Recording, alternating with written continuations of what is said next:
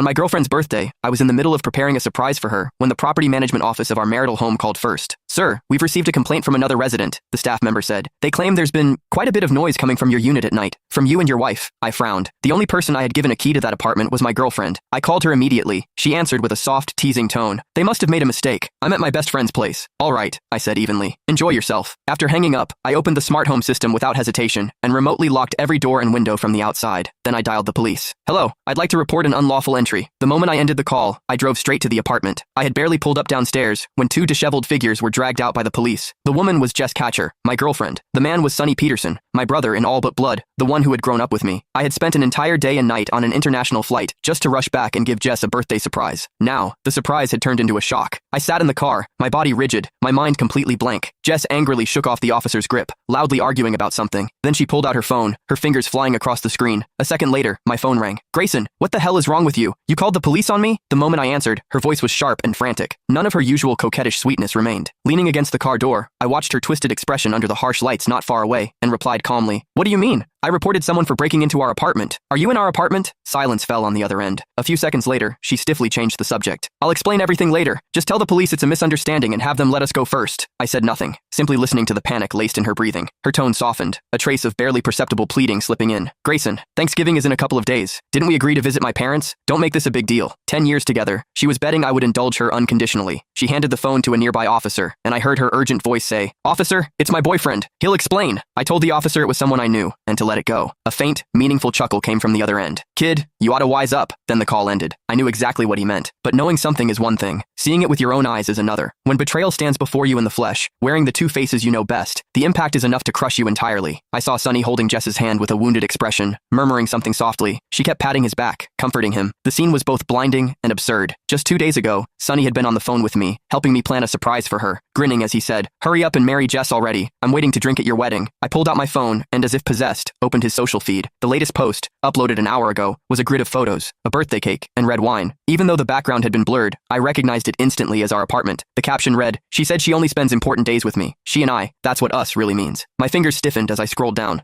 Last holiday, Jess had told me she had to work overtime on a last-minute project, pulling an all-nighter. On Sonny's feed, there were two intertwined hands, fireworks lighting up the riverside behind them. On the woman's wrist was a small red mole, one I knew all too well. On the last Valentine's Day, Jess had said her best friend was heartbroken and needed company. Sonny had posted a photo of 2 movie tickets, before sunset, with the caption, Watching an old film with the one I love. And then there were the 14th of every month, when Jess always found one excuse or another to avoid seeing me. So that was where she had been, with Sonny. What else was there left not to understand? Not far away, the police seemed to finish lecturing them, and began to leave. Sonny took Jess's hand, as if ready to lead her away.